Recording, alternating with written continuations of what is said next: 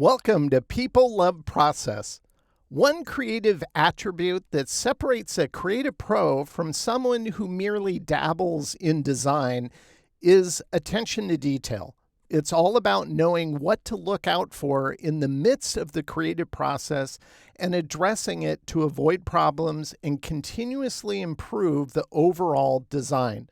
So in this movie, we're going to dive into the finer points of logo craftsmanship and hyper-focus on detailing and refinement that most non-designers would never notice or even request. But if you're a professional designer, you should have the skill to notice these areas. So with that said, let's get started.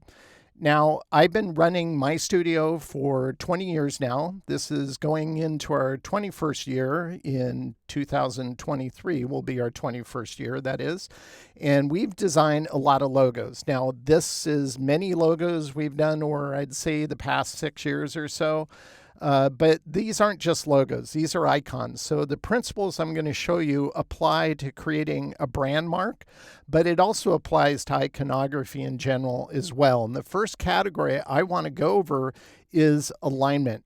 Now, alignment's one of the easiest functions in Illustrator, and the first one I want to cover, obviously, is mathematical alignment. This is where you take a brand mark like this, and you take type like this, and all we're going to do is let's go ahead and place it above. We'll move it over so you can see it, and I can go ahead and option click on the type to focus on it, and we'll align it vertically like that. That's pretty much a no-brainer. But one thing that I pay attention to when I'm doing simple mathematical alignment, because the math is perfect, is this absolutely centered on the type? Yes, mathematically it is. Is it the ideal location? That's where your attention to detail might benefit you. And so what I tend to do when I'm doing something like this, and I'll explain why, is we're going to go ahead and grab the rectangle tool, go to graphic styles. I'll select this style. I have smart guides turned on, Command U, so I'm going to hover over the edge on the left side of this brand mark. You can see it says I'm over an anchor. Then I'll drag it until it hits the right side. And then I'm going to drag it up till it hits the top and snaps to the top anchor up there. And we'll go down here by his chin. And so we've gone ahead and just created this bounding box around the primary aspect of this brand mark. Now, why'd I do that? Well, let's go to strokes. We're going to knock this down just so I can show you. If I slide this up, notice how the bird exceeds past that edge. So actually the alignment we just did is technically off just a little because it's considering the bird as part of that alignment, which, you know, it's math. I told it to align it. It did. There is no artistic sense to an algorithm. And that's where a designer needs to pay attention to these things. So if I take this bounding box that only pertains to the primary area of this brand mark, and I go ahead and I just want to proportionately scale this up so it exceeds both the bird and the brand mark itself. I'll select both. I'll go group, then I'll select the type. Let's go ahead and zoom out a little bit so you can see this.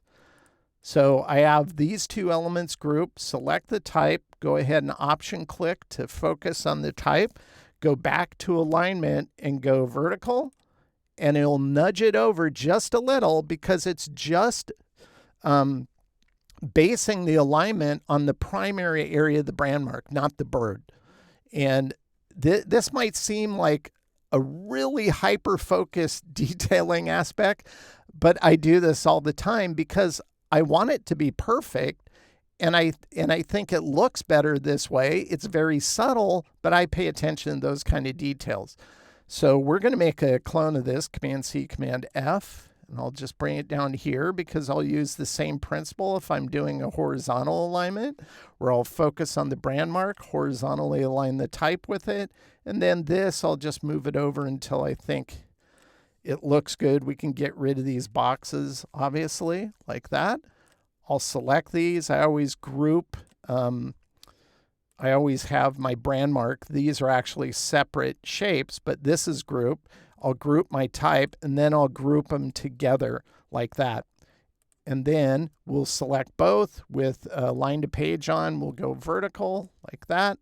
And then I put together a comp and send it to a client. So nothing difficult, just a little minor thing that I pay attention to, because your design might be mostly symmetric, but it might have something in it that makes it really nice because it's asymmetric. That's why I added the bird. The bird represents, you know, a healthy lifestyle and becoming free from what you're struggling with, in this case, mental health.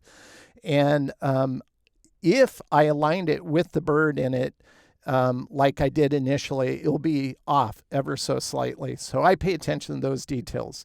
That's the first thing I wanted to show you, but let's dive into another one, which I call balanced alignment.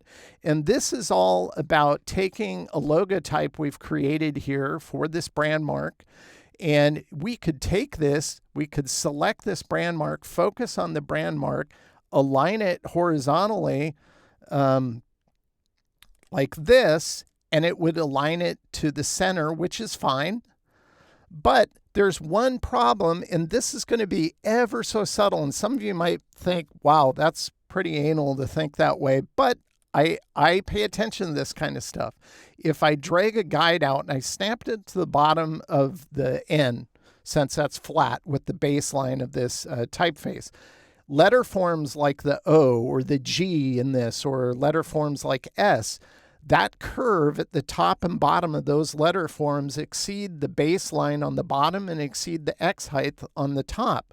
So if I do an alignment like I just did horizontally with the brand mark, technically that alignment is based off of the bottom part of this logotype, the circular letters. It's technically not perfect.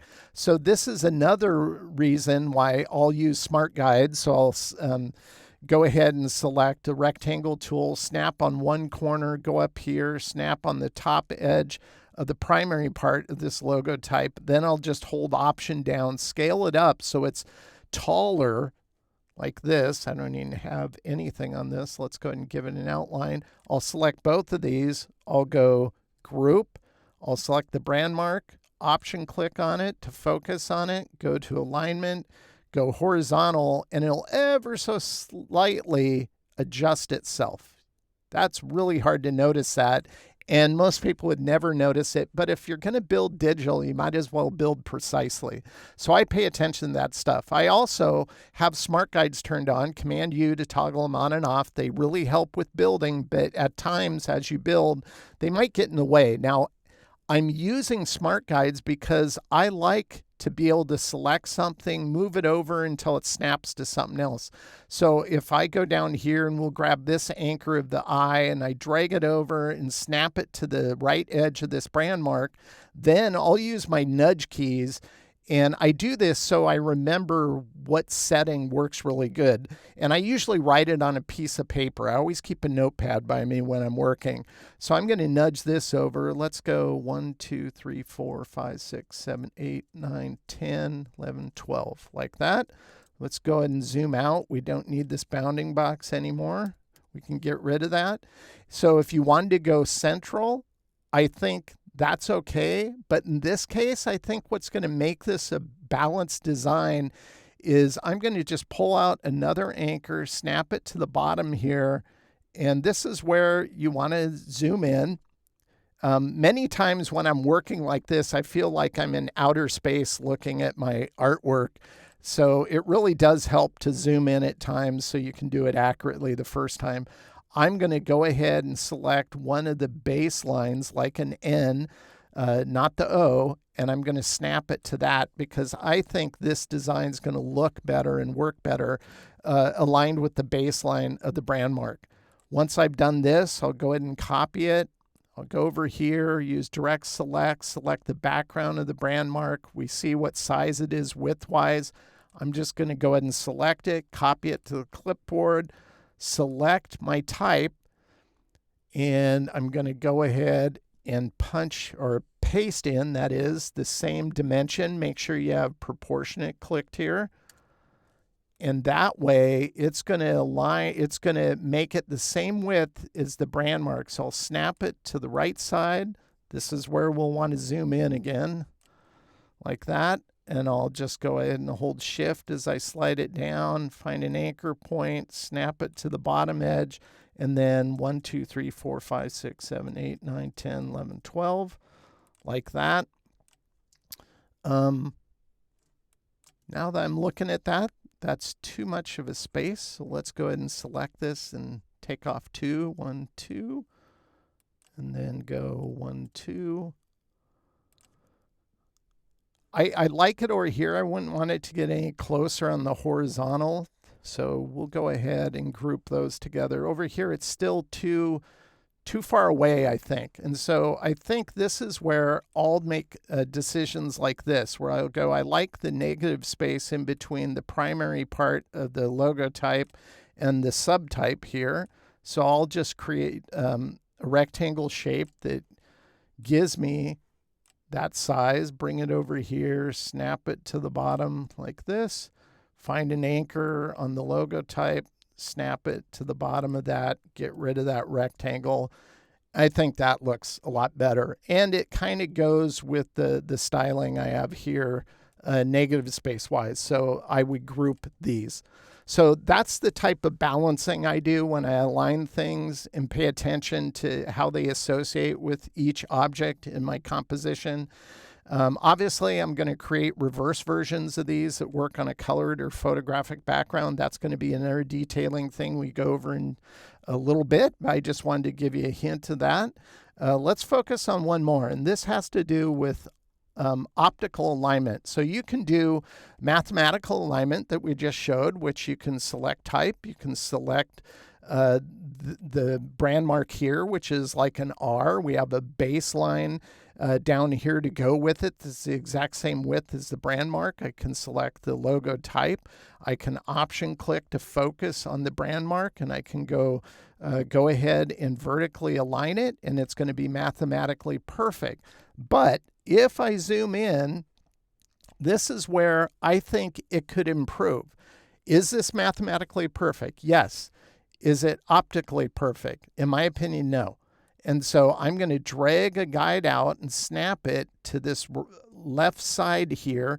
I want the side of the baseline and the brand mark to align with the Y edge down here. So I'm just going to select this, and I'm just going to drag it over and snap it to that guide. And this is pretty subtle, but these are the kind of things I pay attention to because I think it just looks better that way. And of course, I group these together. Now, obviously, we can take a logo type like this. This is a brand mark that's pretty uniform. It's not asymmetric. Well, it is asymmetric, but the top and bottom means we can select it, option click on it, and horizontally align it like this.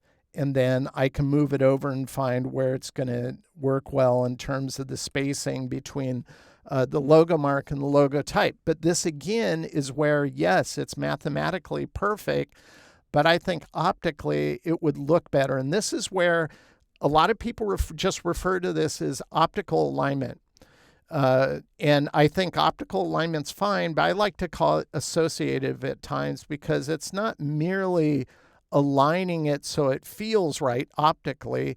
It's also associative. And what I mean by that is I'm going to drag out another guide and snap it to the top part of the ear here. And you can see mathematically my logo type is falling a little short of that. Well, I think this is going to work better if we just align it with that. So it's like making a connection between the logo mark and it moving visually right into the logo type. Is it wrong to do it the other way? No, I just think it's a little more thoughtful to pay attention to those kind of details. And again, I would group these together. So those are the type of things I pay attention to when I'm doing alignment like that. Let's go into, I would arguably say probably the most important part of designing logo marks today. And I'm going to explain why I think that, and that is subtle rounding. That's at least what I call it. So once I get the base art of a design done, and obviously if you're a logo designer, you're using vector-based artwork. Now I know there's a lot of logo designers out there who do logo design, and they're drawing it in Procreate and then they're image tracing it, and most of their designs tend to be more organic. That's fine. I rarely do that. Most of my designs are for businesses that need clean, well-executed graphics. And this was for a lifestyle brand. This is the base art here. The thing with vector art, though, if you zoom in, you'd notice that everything comes to these dagger-sharp points because it's vector. That's how vector works. You're dealing mostly with geometric shapes. But I think this looks nice, but I think it can be drastically improved. And what I'm going to show you next exists because back in the day, if you're familiar who Saul Bass is, Saul Bass was a graphic designer, arguably one of the best historical illustrative designers that has ever lived in our industry. I believe he passed away in late 1999, something like that. But he created all these classic, iconic brands over the years of his career. And he was a big believer in drawing, by the way. That's why I consider him one of the most outstanding illustrative designers that ever existed. But one thing, when they created designs back then, and when I started my career, I learned everything traditionally. So for the first 4 years of my career, I did everything traditionally. If you're doing a logo, you would ink it out really big on a hot press illustration board using rapidograph pens and India ink, and you would draw it out as perfect as you can large. Then you'd take it to a camera, a stat camera is what they call it, and you'd shrink it down into the various sizes needed, and those were called slick sheets. Well, that process of optically scaling things down and up, and if you didn't have the original art to go back to redo it, people would take a slick sheet and blow it up and then blow it down. That process rounded off the sharp corners that initially were meant to be sharp, but over time became rounded because of the limits of reproduction. That aesthetic in our industry has become so familiar that designers actually prefer to add rounding to design.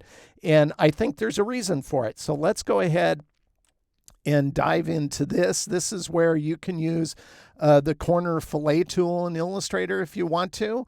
But I'm going to use dynamic corners. Well, we'll use the corner fillet tool first. So we'll just select these corners here. And if you know what corners you want to do, and you know they're going to all be the same styling, then you could just select all 6 of these, grab the corner widget and start moving it and figure out exactly what tolerance of rounding you want, like that. And that's as easy as it gets with rounding. You could do it at an angle like this, doesn't matter. And you can add that like that. So at times I'll use the corner widget, but the one I really prefer is by Astute Graphics. It's called Dynamic Corners because it's been around a lot longer than the corner widget. Adobe basically kind of stole the idea and implemented it kind of in a worse way. It accomplishes the same thing, but it can get in the way at times if you're not zoomed in and accidentally round stuff when you were just trying to select a corner anchor. So I just want to show you both, but everything I'm showing you, you can do it with Illustrator out of the box. Don't worry, you don't need a plugin to do any of this, but I want to show you. This is where I'll go into areas like this. And I just think this would look better transitioned like this. You can see up here, this originally was like that. And all I did is I added a round as shown here. So I'll just reapply that here. So that's All I'm doing is visually looking at a design. We rounded these corners up here. So with this tool, I can go to what we've already rounded, click on it. It figures out what the diameter is. Then I can come down here and just apply it. That's one cool feature about this plugin. I don't round everything identically the same. And that's the one part about the corner which I don't like, is you have to pre-select everything you want to round. With this plugin, you don't. You just hover over the corner. It'll remember what you last did. You can see a preview of it showing up as I hover over a corner like this, but you don't need to stick with that. I usually do it on the fly and figure out what rounding is going to look good. So I'll go like that, and I'll go, that looks pretty good. I'll focus on the next thing I want to round. I want to round this, so I'll add a little round down here. I want to round off this. These are dagger sharp, so let's go ahead and add nice rounding on this. Like that, maybe the tip here, like that. I'll even go into the negative areas and round those, or the positive areas like here and round those, like that. And that's all I'm doing here. I'm doing these subtle rounds. Why am I doing this? Because it adds a really nice overall aesthetic. So let's go ahead and kind of scroll over here, and you can see these are still sharp. So if I turn on, by the way, I forgot, we need to color these with the brand color. You could do it in black and white, doesn't matter. But we're going to go ahead and fill it with the brand colors we've established like that. Then we'll zoom back in on this where these are all still dagger sharp vectors, including the goatee on the goat. And we'll turn this one on to make a comparison. So without rounding, with subtle rounding. So just pay attention to the scales and right around the area of the head where it interacts with the right side. It just adds a really nice aesthetic. So if you look over here, this comes to a dagger sharp point, but it just adds a nice roundness to it. If we go down here, we had this really sharp, but it looks better with a little round on his goatee and on other elements like that. So that's all I'm talking about. If we go up here to the horn, just pay attention to these shapes. Here's what it looked like as we built it, but then we went back in and really finessed it with those rounded areas, even on the star element here, or what represents inspiration. We even rounded those subtle corners as well. So that's all I mean when I talk about subtle rounding. It really does button up a design really well, kind of brings humanity to it rather than being so computer driven. So I always take the time to do that. So it's a good creative habit to get into. Let's jump to the next thing, and this is reverse format. You saw the Ransom design, how it worked in one color format. I want to show you how to approach creating that type of content.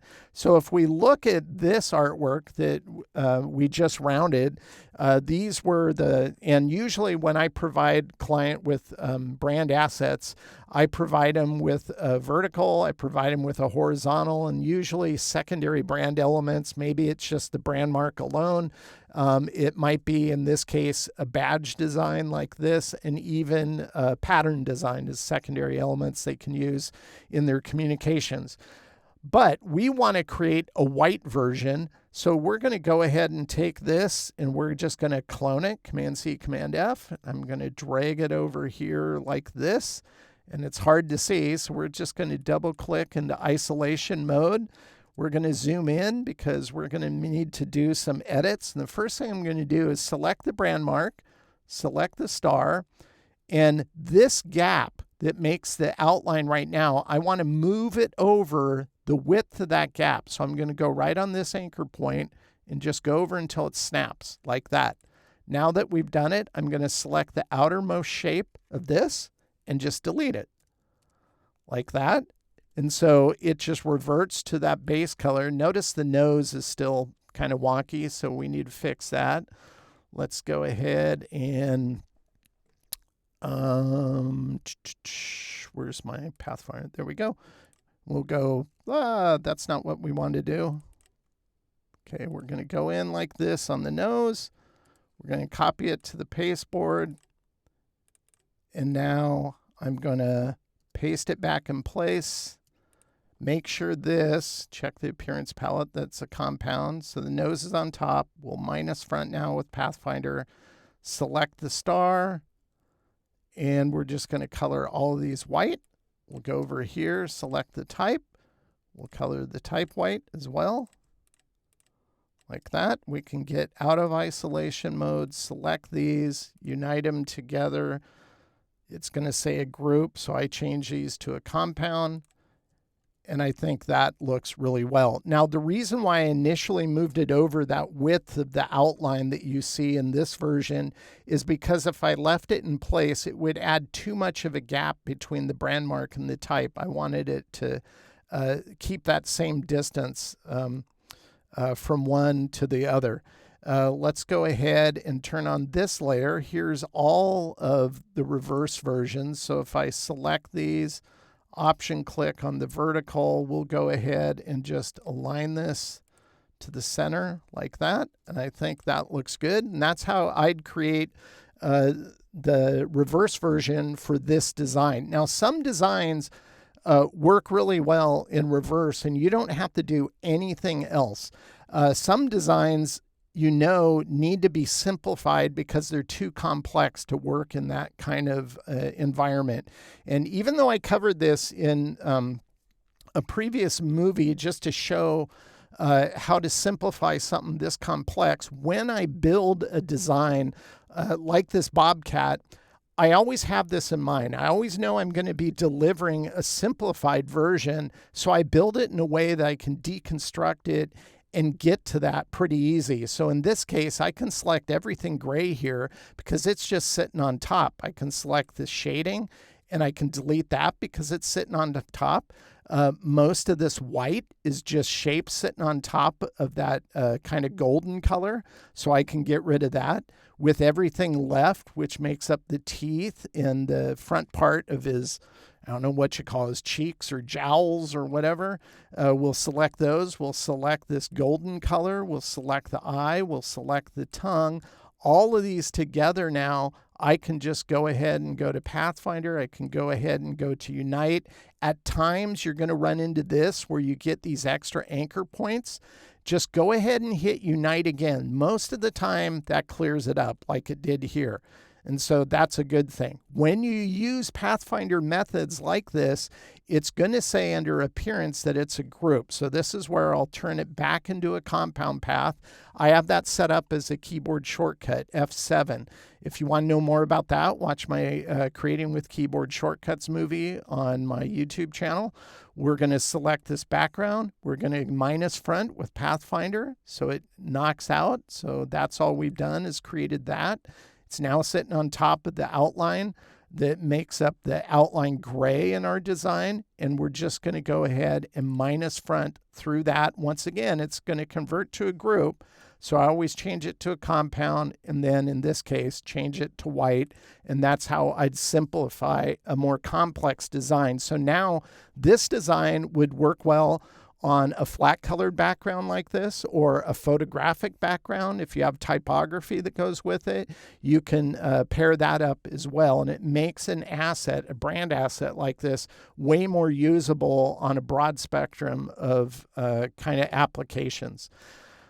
So let's jump into the last thing I want to talk about. And this is a little more technical. So we're going to use an example to kind of initially walk through after I explain this a little bit. And this is called irradiation. This is better shown than explained. So let's go ahead and just dive into one example where we have a simplified design like this. And I love designing logos or kind of these fat line logos because they're so easy to use. They work well on a light colored background. They work well on a dark colored background. You don't have to adjust anything. I wish every brand mark was this simple to use. But at times you're going to run into an issue, and that is specifically called irradiation, and I want to explain what exactly that is. So the dictionary definition of irradiation, it's all about light. So the first category of definition, if you look this up in the dictionary, it'll talk about light in general and ultraviolet irradiation. But the second one has to do with the optics. What are the optical challenges that this issue causes? And it's the apparent extension of the edges of an illuminated object seen against a dark background. Now, once again, that's pretty technical. It's easier to explain it visually, so let's go ahead and do that. We're going to show you irradiation diagram here. And if we look at these, we have 3 red squares. We have a graphic sitting on each, this one. And you can see the stroke that I have here, if we go to the strokes panel, is 4 points. So that's all it is widthwise, is 4 points. You can see it up here as well in the toolbar. If we go to the right one, it's the exact same size. Now, if I tell you in general just to look at all 3 of these elements, do they all look identical, or is there one that looks a little different than the others? And if you look at this long enough, you're going to see the one that's different from all the others, even though if I told you they're all identical. This is 4-point line. This is the exact same graphic, just converted to shape. So it's no longer a stroke, but it's actually a shape. They're both 4 points, even though this doesn't have any strokes in it. And this is 4 points as well. And you might be going, what? How's that possible? Well, let's zoom in. I'll grab the rectangle. We'll grab a color. We'll do yellow so it's easy to see. And I'll snap it. So this is 4 points. You can see 4 points up here on the width of this shape. And if I go ahead and just select the center of this and drag it over, you can see it's the exact same width over here. And if I go ahead and go all the way to the right and I snap it to this one here, you can see it's the exact same width here. But if you view it, and this really happens at certain zoom ratios, certain types of usages, the image on the far right appears pinched. That negative space, that white lines in this image looks like it's narrower than the first 2. Why is that? Well, this is just shapes on top. This is just strokes on top, that is. This is just expanded strokes into shapes sitting on top, but this one is knocked out of the blue background or the red background. Now, if I take a shape and I go ahead and let's say color it yellow and I copy it and I go ahead and paste behind, you can see it's like knocked out through the red shape. Well, this is irradiation exemplified here. The reason why it looks pinched isn't because it's actually smaller. It's not, as I showed you. It's because it's an optical illusion that's going to make it appear pinched. So if we take a look at another example, here's a bunch of hand icons I created. And these are just black on a white background. So all those negative spaces, all the gaps, if you will, between the fingers and the form of the palm, etc., these are all the same exact weight. And it looks fine on a white background, but if I take the exact same artwork and I change the background color, in this case to black, those interior gaps, those interior spaces between the fingers and the forms on the hand start to look more pinched. They look thinner.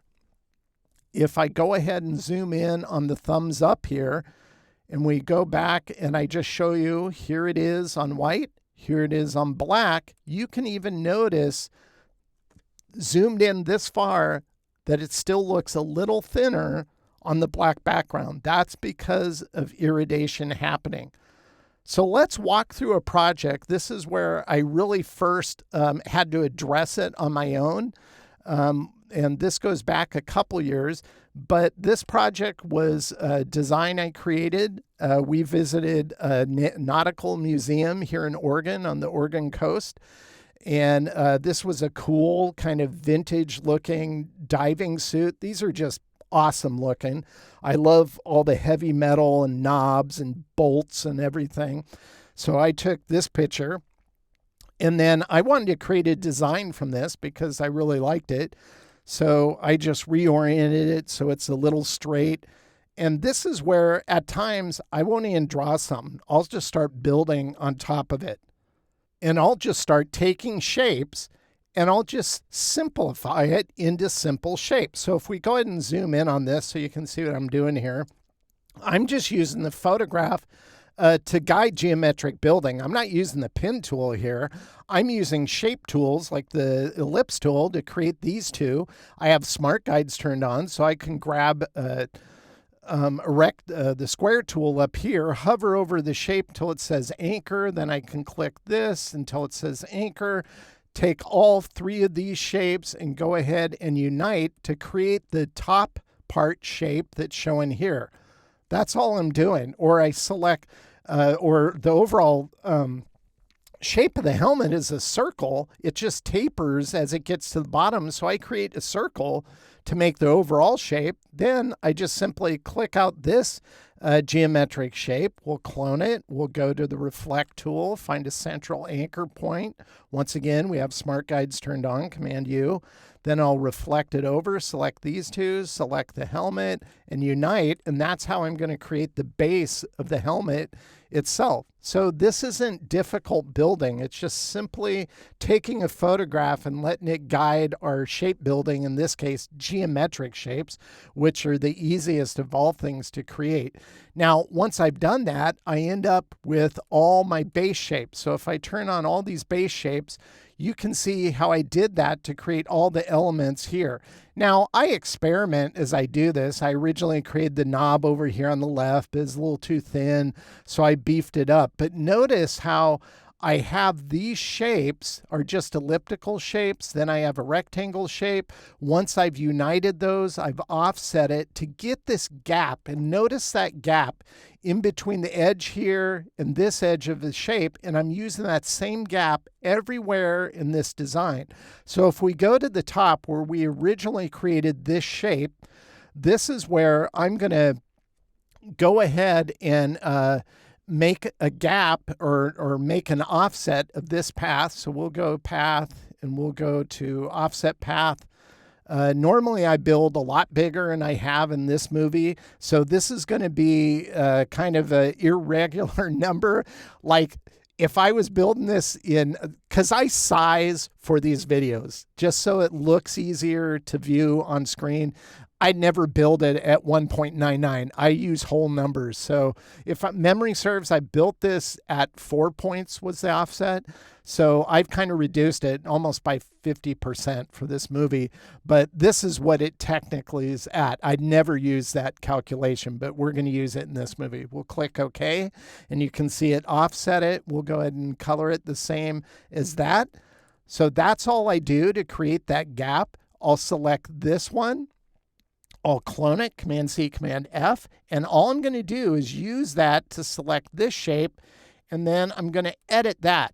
And so that's created that gap between this side and the top we originally created. Now I can select this and this blue one, unite those, select the helmet shape we worked on, and go minus front with Pathfinder, and you can see it adds that gap in between that top element here. I can select these two elements here, making sure it's on top, select the interior shape here, and minus front to create that detail. So that's all I'm doing as I'm shape building this. Very easy to do this. When it's all said and done, I have all my clean base art is showing here like this. And this is where I want to start doing some color exploration. Now, initially, I could select all of these, and it's going to work in a black and white format like that. But obviously, I want to add some color, but I want the color to be very kind of subdued and go with, you know, under the water. So I want to use a blue. And because this has so much steel in it, I also want to use kind of a steel color. So we're going to color these the steel color. We're going to color these blue, and I think that looks pretty cool. But this is where, as I was working on this and I started sizing it for various designs, I noticed when I went to size it, that these gaps were appearing a lot smaller. And I go, oh, did I punch in the wrong number? I thought I did something wrong, only to realize, no, that's like an optical illusion. And so one of the things I wanted to do was to create an icon. And so here's an icon that's just the top part of the helmet, not the neck part that connects to the suit. And I thought this would work really well for an icon on a white background that looks good. But as soon as you look at it on dark, this is the exact same artwork, just one color, white, sitting on a dark background. And that negative gaps in between the shapes just looks a lot thinner. And I'm going, well, that's no good. How do I fix that? So what I want to do is I want to show you how I address that and how I fix it. So the first thing I'm going to do is zoom in on this area.